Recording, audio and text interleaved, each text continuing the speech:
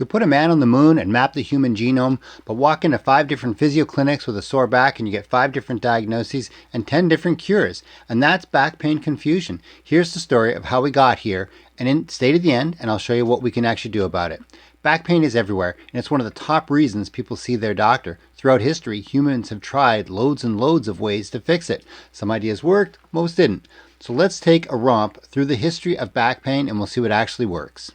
Hominins have been walking upright for millions of years. Remember Lucy? That's long before modern humans were wandering around East Africa 200,000 years ago. Why upright? Well, maybe it was the open grasslands, or maybe it freed our hands to carry food and babies, or maybe we just used less energy than walking on all fours. Whatever the reason, evolution stuck us with these upright spines, and gravity's been loading them ever since. Ancient civilizations figured out something pretty practical. Keep moving, keep adapting, and don't just lie around hoping for a miracle. Long before YouTube, people were already treating their back pain. Hippocrates and Galen advised exercise, manual therapy, and hot baths. Sure, they thought they were balancing the 4 humors of the body. You know what? Those treatments, they look familiar, eh? And the more things change, the more they stay the same. Well, until medieval times, then things got a little weird.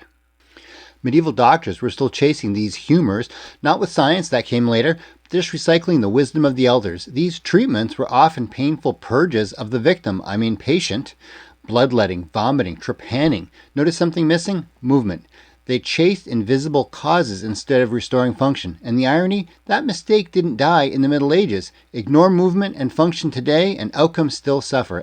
Here comes Palmer with his miracle snap, crackle, pop cure, and basic medieval medicine with modern marketing. The 1800s and the Industrial Revolution meant factories, lots of factories, more sitting, and yes, more aching backs. So this new movement appeared, pun intended, physical culture. Strong men like Eugene Sandow were touring Europe showing their strength training could build healthier bodies. And at the same time, inventors were building elaborate exercise machines to fix the damage caused by sitting all day. Some of them looked like Victorian torture devices, but the goal was movement. Group gymnastic classes were popping up across Europe with rows of people doing synchronized exercises, medicine balls, posture drills, and strength training. Sound familiar? Why do you think we still call it a medicine ball? A lot of what we use in physio today started showing up right here. And soon, someone had the idea to organize all this movement knowledge into an actual healthcare profession. By 1900, physiotherapy was born. Systems like medical gymnastics from Per Henrik Ling were already showing how structured movement could restore function. Then wars exploded, industry expanded, and polio hit, and the demand for rehab took off. Hospitals suddenly needed specialists who could help injured people move again. Finally, movement came back into medicine. If you want the full story of how the profession evolved, I actually did a whole video on that. But just as physiotherapy was growing, a new technology was about to change how we explain back pain. In the 20th century, imaging technology changed medicine forever. X-rays and later CTs and MRIs finally let us see inside the body. Disc bulges, arthritis, variations in alignment, oh my. Naturally, the assumption followed that if it shows up on a scan, it must be causing the pain. But the research does not agree. Lots of normal people have abnormalities on their scans. So here's the key. You're not your MRI. You're not your X-ray. Imaging has its place, but more scans often just add fear, confusion, cost, and the same old back pain. We're living in an age of information overload, and the problem?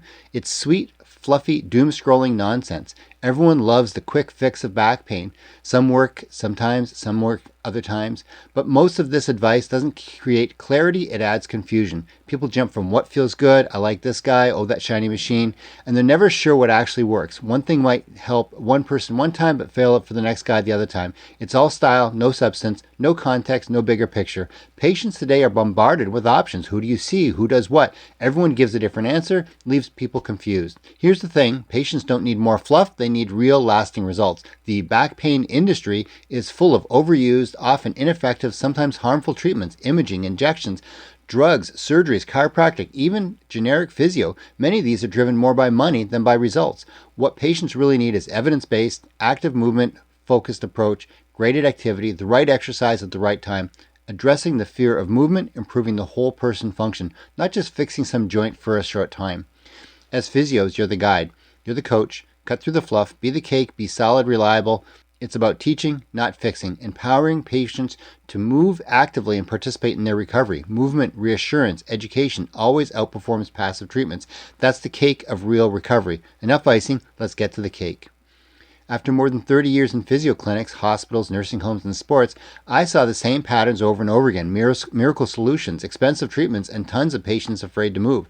So here's the physio advice I wish I had starting out. Always start by ruling out the serious stuff. Red flags are rare, but they matter. These patients don't need physio exercises, they need medical care. Every patient, every visit, keep a skeptical eye. If something doesn't add up, ask for help. When in doubt, refer out. Then you do your physio evaluation. You take a good history, you observe, palpate, check range of motion, strength, maybe a few special tests.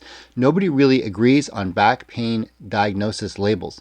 In my experience, most back pain fits into one of three practical categories: overuse injuries, tissues irritated by load, repetition, or doing too much too soon, traumatic injuries, a clear event like a fall or an awkward lift, or systemic causes, some underlying medical issue like chronic failed back. These categories tell you what your patient needs. They guide treatment. And the physio recovery usually follows a predictable stages. First, pain management, education, reassurance, sensible activity modification so we don't keep poking the bear. Second, recovery of motion. The spine doesn't work in isolation. Look above, look below. Focus on functional needs and address patient fears.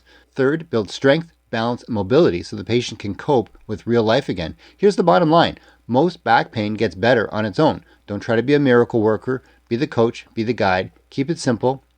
Rule out the scary stuff. Step by step, meet your patient where they are. That's what my physio system is for, to let the body do its thing. Be the cake, not the icing. Zoom out and the human spine hasn't changed in thousands of years. Only the excuses and the theories have. At the end of the day, your physio job is simple. Help people move better. That's why I make these videos. To save you from learning the hard way like I did. Every patient is different, but have a system for knowing when to move, when to rest, when to use heat or cold or imaging. It'll keep your practice grounded. This is the kind of stuff I wish I had when I started out. My 2 books are now available at Amazon. What They Don't Teach You About Documentation in Physiotherapy School, a short how-to manual for successful daily note templates, and From Injury to Recovery Through Exercise, simple functional exercise progressions for physiotherapists to restore lifting, standing, walking. Thank you for your support. Let's go on a journey with this awesome video right here, and subscribe to be among the first to see my future masterpieces. Thank you.